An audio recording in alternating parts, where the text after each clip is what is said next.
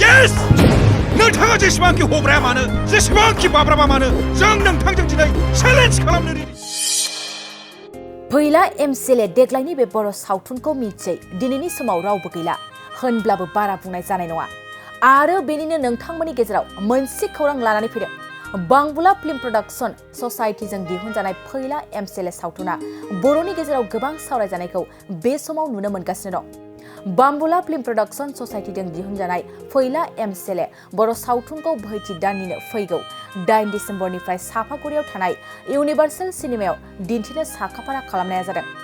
फैला एमसीएलए सावथुन दिहुनगिरि आरो बिथोनगिरि फैलाजे बरगयारी बिथाङा फोरमायनाय बादिब्ला फैला एमसीएलए बर' सावथुनखौ फुंनि 12:15 रिंगायाव आरो नैथि खेबनि थाखाय बेलासिनि 3:45 रिंगायाव दिन्थिफुंनाय जागोन होनना मिथिनो मोननाय जादों लोगोसे बेनि अखानायैनो थामहिनबा 8 डिसेम्बरनिफ्राय लानानै 14 डिसेम्बर खालासिम बयजोंबो सावरायजानाय फैला एमसीएलए बर' सावथुनखौ इउनिभार्सेल सिनेमा हलाव दिन्थिनाय जासिगोन बे समाव फिन फोरमायबावोदि फैला एमसीएलए देग्लायनि बे बर' सावथुनखौ मिथियै दिनैनि समाव रावबो गैला होनब्लाबो बारा बुंनाय जानाय नङा आरो बेनिनो नोंथांमोननि गेजेराव मोनसे खौरां लानानै फैदों बांबुला फिल्म प्रडाक्शन ससाइटिजों दिहुनजानाय फैला एमसीएलए सावथुना बर'नि गेजेराव गोबां सावरायजानायखौ बे समाव नुनो मोनगासिनो दं बांबुला फिल्म प्रडाक्शन ससाइटिजों दिहुनजानाय फैला एमसीएलए बर' सावथुनखौ बोहैथि दाननिनो फैगौ 8 डिसेम्बरनिफ्राय साफागुरियाव थानाय इउनिभार्सेल सिनेमायाव दिन्थिनो साखाफारा खालामनाया जादों फैला एमसीएलए सावथुन दिहुनगिरि आरो बिथोनगिरि फैलाजे बरगयारी बिथाङा फोरमायनाय बादिब्ला फैला एमसीएलए बर' सावथुनखौ फुंनि 12:15 रिंगायाव आरो नैथि खेबनि थाखाय बेलासिनि 3:45 रिंगायाव दिन्थिफुंनाय जागोन होनना मिथिनो मोननाय जादों लोगोसे बेनि अखानायैनो थामहिनबा 8 डिसेम्बरनिफ्राय लानानै 14 डिसेम्बर खालासिम बयजोंबो सावरायजानाय फैला एमसीएलए बर' सावथुनखौ इउनिभार्सेल सिनेमा हलाव दिन्थिनाय जासिगोन बे समाव फिन फोरमायबावोदि फैसा बिनाय आरो फैसा राननाया दानि पलिटिकेल लिडारफोरनि अक्सिजेनसो बरगयारी दिस इज कल्ड मेनेजमेन्ट दीपक यस नोंथाङा जेसेबांखि हब्राया मानो जेसेबांखि बाब्राबा मानो जों नोंथांजों दिनै चेलेन्ज खालामनो रेडि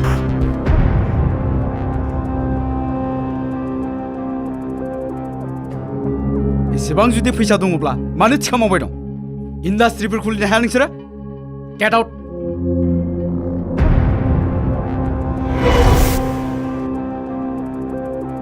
मुङा जेरै सैमा जेरावनो मेरावनो आथिं थिखांनानै हासुग्रा आखलाबो बिदिनो नामाब्रा नोंनियालाय आइ गथ' आइ लाभ इउ सना I love you too, Sona.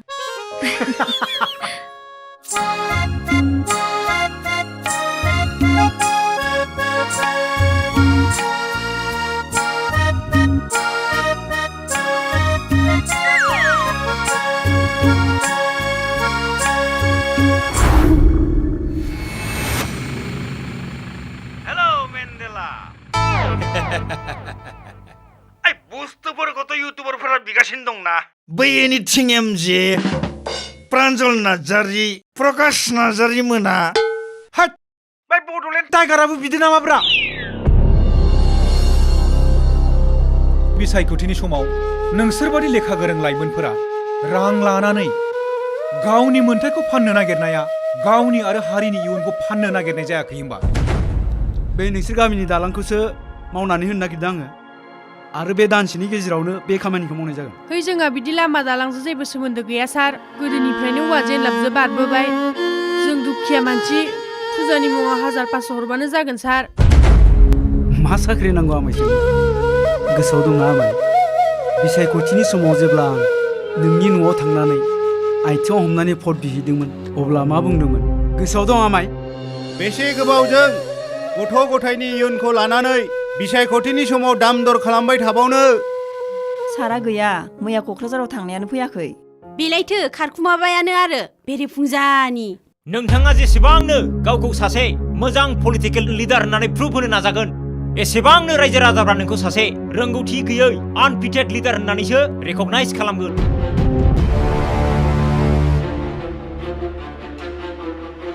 Now you are the failure leader of this constituency.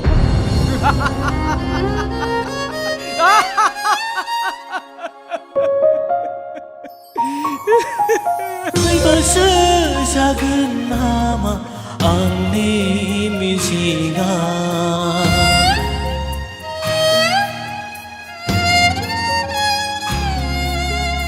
आद्रासो जागोन नामा आंनि थांखिया गोग्गो समाज दानायनि गोजोन खौसेथि सोरजिनायनि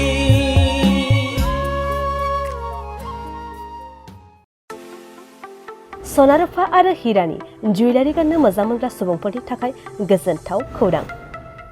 दासान्दि फुजा बोथोरखाय खम बेसेनाव फानगासिनो MSCB जुवेलार्सआव सना रुफा आरो हिरानि समायना रमायना जोंख्लाबनाय जुवेलारिस MSCB जुवेलार्सआव मोननो हागोन राजकोट जुवेलारि कास्टिं जुवेलारि कलकाता जुवेलारि मेसिनजों बानायनाय जुवेलारि आरो आखाइजों बानायनाय जुवेलारि लोगोसेनो हाबा हुखायाव गाननो थाखाय सना आरो हिरानि समायना जुवेलारिसफोरखौबो मोननो हागोन MSCB जुवेलार्सआनो दं क'क्राझार सहरजों नांजाबनाय क'क्राझार रेल गेटनि साखाथि वार्ड नं 5 बिबेकानन्द पथआव MSCB जुवेलार्सजों थोंजोङै जगाजग खालामनोबो हागोन 9954273079 जानबुं अनजिमायाव